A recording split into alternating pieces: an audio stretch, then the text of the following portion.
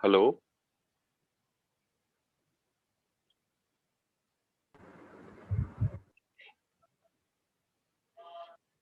Hello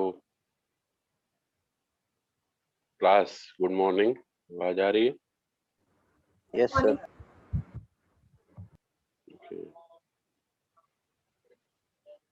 Am I audible, sir, to all of you? Yes, sir. Yes, sir. Okay.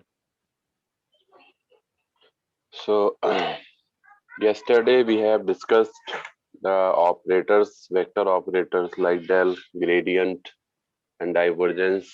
Clear? Then we have discussed the divergence theorem. Clear? And the conceptual derivation we have done. Clear?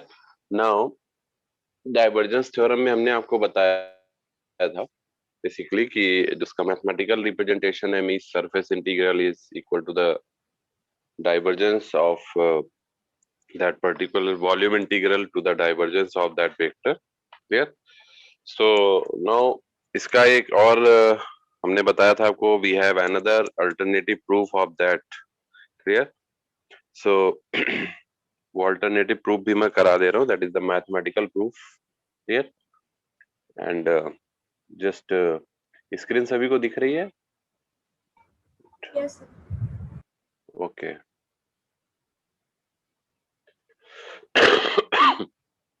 So I'm just going to start. Basically we are discussing the divergence theorem.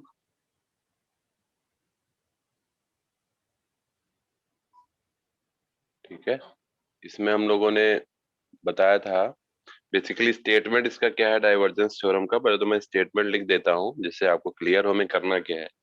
ठीक है, the statement is what the surface integral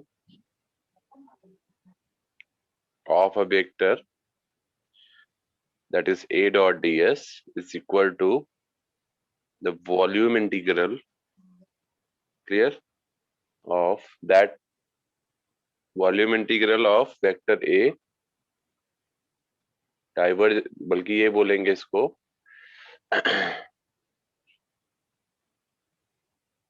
ठीक है ना, this is the volume integral. तो कहने का मतलब क्या है, इसको अगर हम मतलब डिफाइन करते हैं, the surface integral of the normal component of a vector A taken over a close surface S is equal to the close surface S क्यों बोल क्लोज सरफेस एस क्यों बोलो, क्योंकि हमने सरफेस क्लोज लिया था, है ना, is equal to the volume integral of the divergence of A. Divergence of A है that is del dot A, ये आपका डाइवर्जेंस है इसीलिए इसको डाइवर्जेंस बोल रहे हैं। तो volume integral of the divergence of A taken over the volume we, ठीक है, इनक्लोज बाय द सरफेस। इसका हमने एक प्रूफ किया था जिसमें हमने डायग्राम के थ्रू आपको बताया था कि कैसे एक हमने इनक्लोज सरफेस से का जो है पहले हमने इसको लिए सरफेस इंटीग्रल फाइंड किया। क्लियर? एक हमने स्मॉल डिफरेंशियल एलिमेंट लिया था, ठीक है, उसके बाद हमने होल सरफेस के लिए कैलकुलेट किया था by integration. Clear? Similarly we have done for the volume process. Clear? We have taken the cube and we have taken the small element DV. Clear? उसको हमने इंटीग्रेट किया, ठीक है, and then for whole surface we have taken the assumption. Clear? So now we have the alternative proof basically. आप इन दोनों में से कोई भी एक प्रूफ कर सकते हैं, ये तो मैथमेटिकल फॉर्म है जो मैं करने जा रहा हूँ, अल्टरनेटिव प्रूफ है। इसमें क्या करना है आपको, किसी भी एक साइड को लेके हम सॉल्व करेंगे। तो सपोज हम क्या करेंगे, जैसे सिमिलरली हम राइट हैंड साइड को ले लेते हैं ये वॉल्यूम इंटीग्रल वाले को, और इससे हम लेफ्ट हैंड साइड को प्रूफ करेंगे। Is it clear? समझ में आ रहा है? हेलो, समझ में आ रहा है बेटा? Yes, sir. So let us take RHS means right hand side, इसको हम लेके चलते हैं और इससे हम लेफ्ट हैंड साइड को प्रूफ करेंगे, ठीक है ना। So left right hand side आपका क्या है, simply volume integral that is del dot A into DV, ठीक है। इसको हम इस तरह से भी लिख सकते हैं, देखिए ट्रिपल इंटीग्रेशन v, और इस डेल डॉट डेल को हम ब्रेक कर सकते हैं। Del is what, del operator, इसको हम क्या लिख सकते हैं, del by del x into A x cap plus del by del Y into A Y cap plus del by del Z into A Z cap. और a vector को क्या लिख सकते हैं, लिख सकते हैं, ये नहीं हो रही, No, sir. नहीं हो रही No, sir. Screen, wait wait करिए। Yes. मार्क करते क्या हो रहा है इसमें।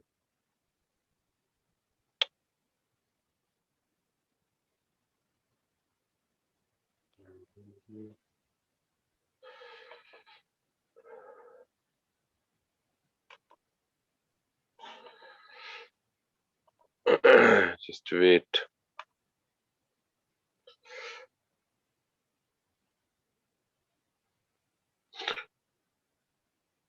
Okay, so what I was telling, देखते हैं ओपन होता है कि नहीं होता है, होगा तो ठीक है।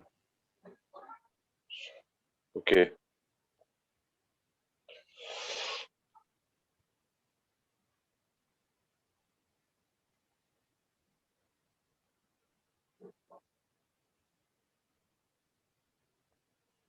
कुछ व्हाइट बोर्ड थोड़ा सा दिक्कत हो रही है व्हाइट बोर्ड में, इसको मैं फिर से क्लोज करता हूँ।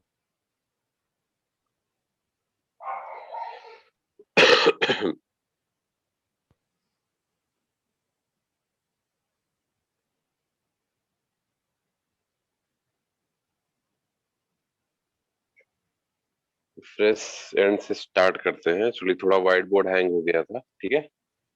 ओके, अभी ये विजिबल है सभी को, Yes, sir. फ्रेश एंड से ही स्टार्ट करते हैं, कुछ हैंगिंग इशू आ गया था इसमें, ये मैं फिर से नोट कर देता हूँ यहाँ। We were talking about the divergence theorem.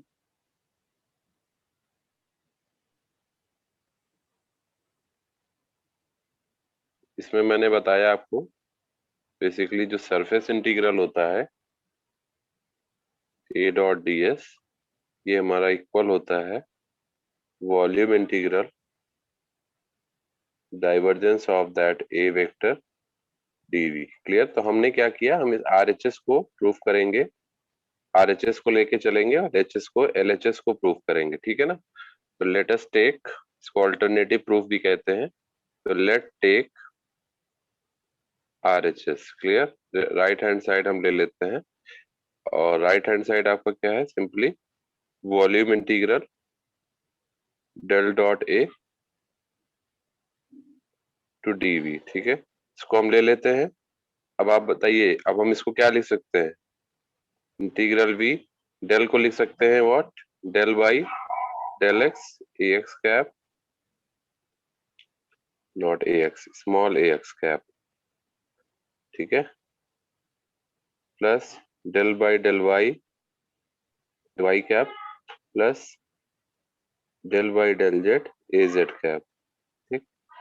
इसके बाद डॉट प्रोडक्ट किसका करेंगे, ए वेक्टर का, ए वेक्टर क्या होगा, ए एक्स कैप प्लस ए वाई कैप प्लस ए जेड कैप, यही होगा, बताइए।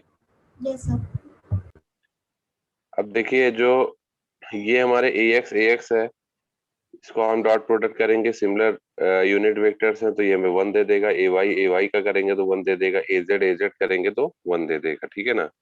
तो हमें सिंपली जो रिजल्ट मिलेगा वो क्या मिलेगा, del by del x into A X, A X आ जाएगा यहाँ पे, plus del by del Y into A Y plus del by del Z, volume. एक मिनट, हाँ तो देखिए क्या आएगा, ये आएगा, डीवी को हम लिखेंगे यहाँ पे dx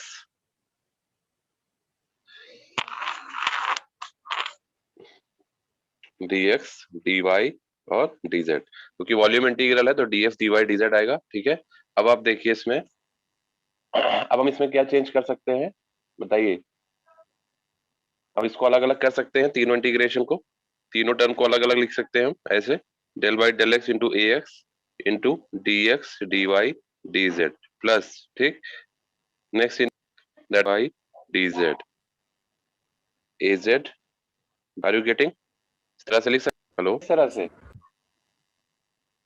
अब हम एक काम करेंगे, हम पहले वाले इंटीग्रल को कंसीडर कर लेते हैं, ये वाला जो टर्म है ना पहला वाला, इसको ले लेते हैं, क्योंकि इसका जो रिजल्ट आएगा वही इसके लिए भी फॉलो होगा, वही इसके लिए भी फॉलो होगा। बस चेंज क्या आएगा, यहाँ ए एक्स है तो यहाँ ए वाई है, यहाँ ए जेड है। ठीक है ना, तो हम एक के लिए देखते हैं, एक का रिजल्ट निकालेंगे और उससे फिर हम अपने अगले दो है जो हमारे, वो हमारे उसी को फॉलो करेंगे। ठीक है ना, क्लियर। तो हम देखिए बता रहे हैं आपको, पहले ले लेते हैं, पहला कंपोनेंट ले लेते हैं, तो कंसीडर द फर्स्ट इंटीग्रल। ठीक है, consider the first integral. First integral हमारा क्या है, फर्स्ट इंटीग्रल क्या है बेटा, triple integration del y del x ए x D x D Y D z, ये हमारा फर्स्ट इंटीग्रेशन। ठीक है, इस नेक्स्ट लाइन पे एक स्ट्रिप लेंगे, तो भी तो करना है, तो let us take a strip. कैसे निकालेंगे इसको, देखिए, एक हमने स्ट्रिप ले लिया, ठीक,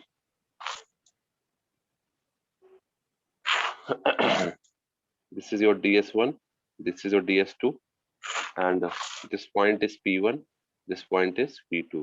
ठीक है, p1 पॉइंट आपका है x1 y1 z1,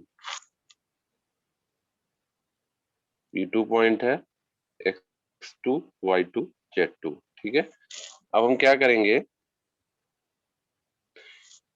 ये आपका x एक्सिस है, ये y एक्सिस है, ये z एक्सिस है, इस स्ट्रिप के थ्रू हम इस इंटीग्रेशन को सॉल्व करेंगे। ठीक है, तो चूंकि पहला वाला जो इंटीग्रेशन है बेसिकली पार्शियल इंटीग्रेशन, वो x के रेस्पेक्ट में हो रहा है, आप देख सकते हैं, जो पहला पार्शियल डेरिवेटिव है। क्लियर, तो हम क्या करेंगे, जो इंटीग्रेशन लगाएंगे वो हम एक सिंगल इंटीग्रेशन को ले लेंगे, बाकी डबल इंटीग्रेशन को हम बाहर रखेंगे। ठीक है, व्हाट आई वाज सेइंग कि जैसे मेरा कहने का मतलब क्या है कि हम एक सिंगल इंटीग्रेशन ले लेते हैं, जैसे इसको देखिए, दो को बाहर रख दीजिए, दो बाहर रखेंगे तो क्या बनेगा, ये सरफेस इंटीग्रल, इसको बाहर कर लीजिए। ठीक है, दो इंटीग्रेशन का मतलब सरफेस हो गया, तो दो इंटीग्रेशन इसमें से मैंने बाहर कर लिया, दैट इज व्हाट, और बाय डेल एक्स। ठीक है, del A X by del X, यहाँ से समझ में आ रहा है, हेलो, इंटू डी एक्स, इसका डी एक्स वाला कंपोनेंट हमने यहाँ ले लिया, और बाहर क्या आ जाएंगे, डी वाई डी जेड। ये समझ में आ रहा है, इसको इस तरह से मैंने लिखा है। Yes, sir. ठीक है, ये इसी टर्म को, ये जो आपको टर्म दिख रही है, इसमें हमने दो इंटीग्रेशन बाहर निकाल दिए, तो दो इंटीग्रेशन तो आपका सरफेस इंटीग्रेशन को रिप्रेजेंट करता है, थ्री आपका वॉल्यूम को रिप्रेजेंट करता है, और वॉल्यूम को हमने एक सिंगल इंटीग्रेशन हमने अंदर कर X by del x into D X बाहर डी वाई। ठीक, अब आप देखिएगा यहाँ पे, ठीक है, इसमें डिफरेंशियल सरफेस 1 है, ये पॉइंट कोऑर्डिनेट है वो P1 से P2, P2 के वो सरफेस के लिए तो फॉलो होती है डाइवर्जिंग, तो हमारा फ्लक्स डालना चाहें तो हम जैसे हम P1 से P2 की तरफ देख रहे हैं, तो रेंज हमारा क्या हो जाएगा, x के लिए हम बात करेंगे तो x1 से x2 तक जाएगा, क्या जाएगा, x1 से x2 तक। ठीक है ना, तो ये हम इसको ऐसे लिख सकते, तो ये हमारा जो इंटीग्रेशन हो जाएगा वो क्या हो जाएगा भाई, समझ में आ रहा है ये, हेलो हेलो, यस सर, आ रहा है समझ में।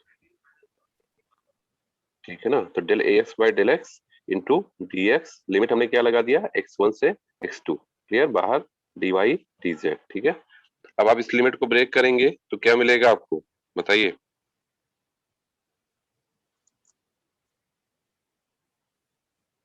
इस लिमिट को ब्रेक करेंगे तो क्या मिलेगा,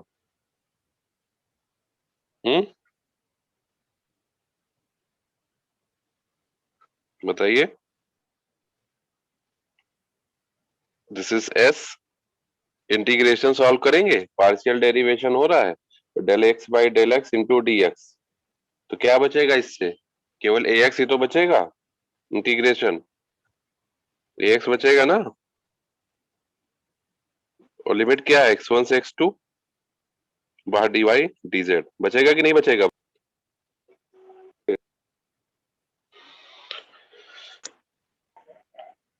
क्या हो गया? Hello, Yes, sir. आवाज आ रही है? Yes, ये समझ में आ रहा है कि नहीं आ रहा है जो अभी मैंने बताया? yes, sir. बचेगा ना? यहाँ तक किसी को डाउट? अब इसमें कुछ नहीं करना है, ये s लगाइए, इंटीग्रेशन ये ax आएगा ना, यहाँ से del ax by del x into D X, dx से डेल एक्स कैंसिल होगा, तो आपका इसका इंटीग्रेशन ax आ जाएगा। तो ax आ गया, लिमिट हमने x1 से x2 लगा दिया। तो अब आप लिमिट को सॉल्व करेंगे तो higher limit minus upper lower limit, तो ax2 minus ax1 into D Y D Z, इस तरह से लिख सकते हैं, बताइए। Yes, sir.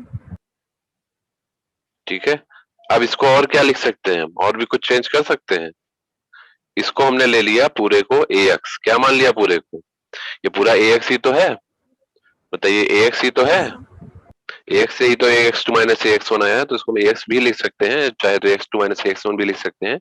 और ये जो dy और dz है, ये क्या है, ये सरफेस है, ये क्या है, दो y और z सरफेस है ना, तो इसको हम ds लिख सकते हैं, ठीक है।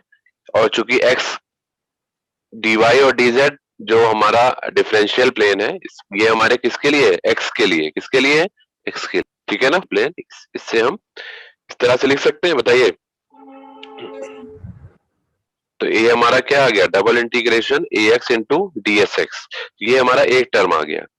सिमिलरली अब हम जो दो अदर कंपोनेंट की बात कर रहे थे, जो हमारे रेस्ट दो अदर कंपोनेंट थे, दो कंपोनेंट और भी, अब y के रेस्पेक्ट में देखेंगे तो y के रेस्पेक्ट में दूसरा कंपोनेंट क्या आ जाएगा, और z के रेस्पेक्ट में तीसरा।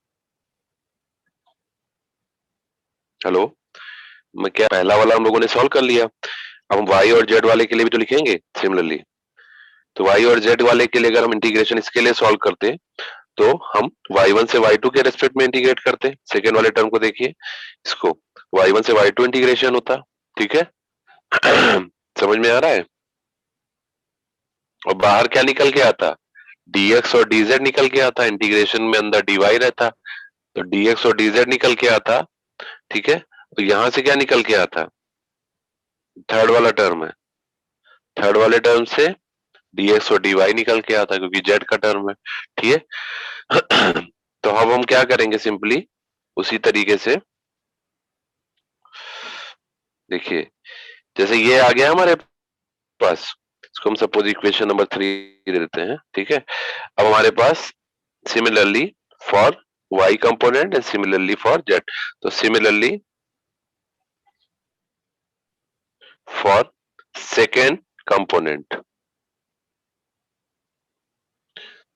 सेकेंड कंपोनेंट क्या आ जाएगा, सेकेंड कंपोनेंट डबल इंटीग्रेशन, जो आपका वो लिखा हुआ था सेकेंड कंपोनेंट क्या था, ट्रिपल इंटीग्रेशन। हेलो, आवाज आ रही सभी को, del A Y by del Y D x D Y D Z, यही तो था।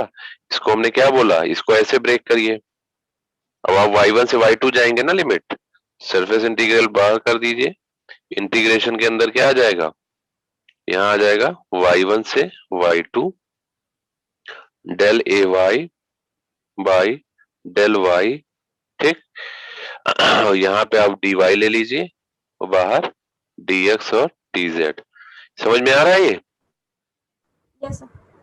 यही काम तो किया था हमने x वाले के लिए भी, Yes, sir. Yes, तो ये चीज के लिए भी करेंगे, ठीक है। तो अब ये आपका क्या दे देगा result, this will give you what, surface integral. और यहाँ पे क्या आ जाएगा, AY. अगर आप इसको ए वाई, ठीक, इसकी लिमिट क्या लगेगी, y1 से y2, ठीक है, यहाँ dx dz, ठीक है। और इसको सॉल्व करेंगे आप, तो double integration A Y two minus A Y one, ठीक है, dx dz, ठीक। तो मैं इसी को कह रहा था। अब आप इसको अगर वैसे ही लिखेंगे जैसे वो लिखा था हमने, तो इसको क्या लिख सकते हैं, यस ए वाई, इस पूरे को ए वाई लिखेंगे हम, ये ए वाई था, ठीक है। और dx और dz इसको क्या लिखेंगे, dx dz again surface integration, ठीक है, into d double integration. Similarly for third component, integral का जो थर्ड कंपोनेंट क्या था, volume integral, dx dy dz eighteen az into ds ये आ जाएगा। अब आपको क्या करना है, ये 4 हो गया, इसको हम 5 इक्वेशन दे दे रहे हैं, ठीक है। तीनों को ऐड कर दीजिए, क्या कर दीजिए, तीनों को ऐड, क्योंकि ऐड ही तो कर रहे थे हम तीनों कंपोनेंट को, बोलिए ऐड ही तो कर रहे थे, yes sir तो ऐड कर दीजिए, क्योंकि तीनों इंटीग्रेशन ऐड ही तो हो रहे थे। By adding equation 3 4 and 5 we get, add करेंगे तो क्या मिल जाएगा आपको, बताइए ऐड करने पे क्या मिलेगा। मैं नेक्स्ट पेज पे आ जाता हूँ, बताइए बेटा क्या मिलेगा ऐड करने पे, triple integration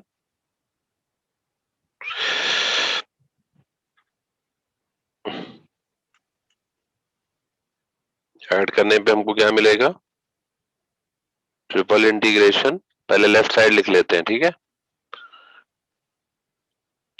del A X by del X D x D Y D Z plus triple integration del A Y by del Y plus, बताइए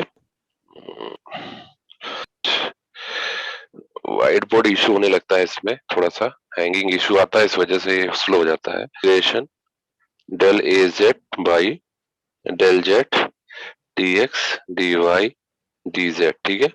इसको हम क्या लिखेंगे, जो हमारा आफ्टर सॉल्व करने के बाद हमारे आए थे, इसको हमने सॉल्व किया था तो क्या मिला था, पहले वाले को a x d S x plus A Y D s what y plus A Z D S z, यही तो मिला था, बताइए। yes sir अब इसको हम लोग अगर जनरल वे में देखें तो ये जो आपका लेफ्ट वाला पूरा टर्म है, सॉरी ये वाला, एक मिनट, हाँ ये जो लेफ्ट हैंड साइड है जो वॉल्यूम इंटीग्रल है, इस पूरे को हम क्या लिख सकते हैं, एक सिंगल फॉर्म में, और इस पूरे को क्या लिख सकते हैं, एक सिंगल फॉर्म में, बताइए।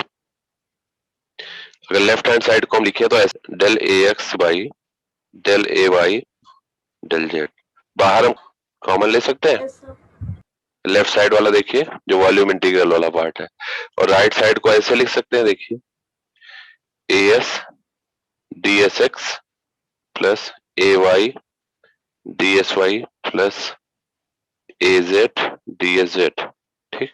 और बाहर क्या आ जाएगा, बाहर कुछ नहीं आएगा, ठीक है। ये सारी चीजें हमने ले लिया इसमें एक साथ। अब आप देखिए इस पूरे टर्म को हम ऐसे भी लिख सकते हैं, कर दें, और जो ए एक्स ए वाई ए वेक्टर डॉट डी एस लिख सकते हैं, ये समझ में आया कैसे लिखा है, इससे ये चीज आ जाएगी, और ये तो हम बता दें, क्योंकि ए वेक्टर जो आपका है वो है क्या, ए एक्स कैप प्लस ए वाई कैप प्लस ए जेड कैप, ठीक। और डीएस को हम क्या ले रहे हैं, डीएस डीएस को क्या ले रहे हैं, dss a x cap plus ds y a Y cap plus ds z A Z cap, इन दोनों का डॉट प्रोडक्ट अगर आप करेंगे तो यही आएगा, देखिए इन दोनों का डॉट प्रोडक्ट करेंगे तो ये आएगा ऊपर वाला टर्म, देखिए दिख रहा है, ये नीचे वाला टर्म जो हमने किया है, आएगा कि नहीं आएगा,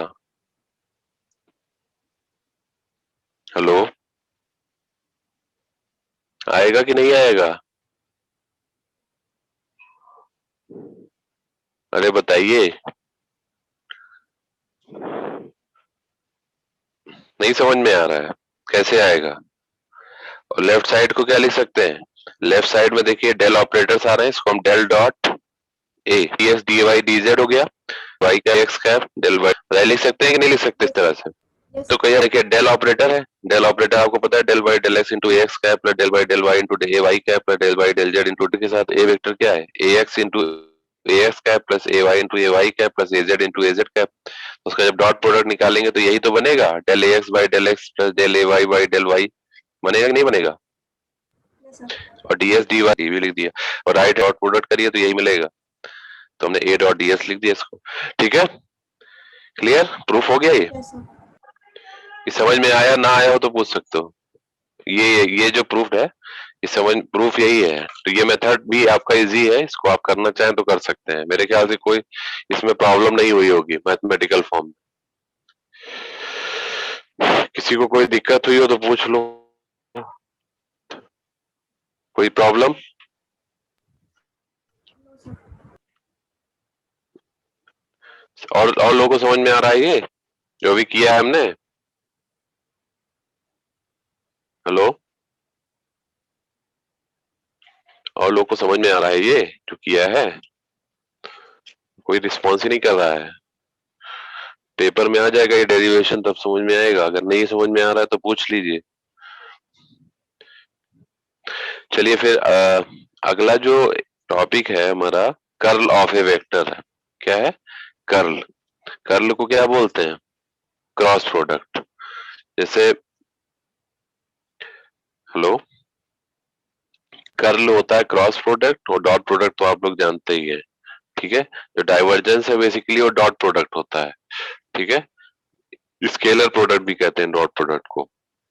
तो कर्ल जो होता है वो क्रॉस प्रोडक्ट होता है, इसको हम वेक्टर प्रोडक्ट भी कहते हैं। सभी को पता है ये चीज?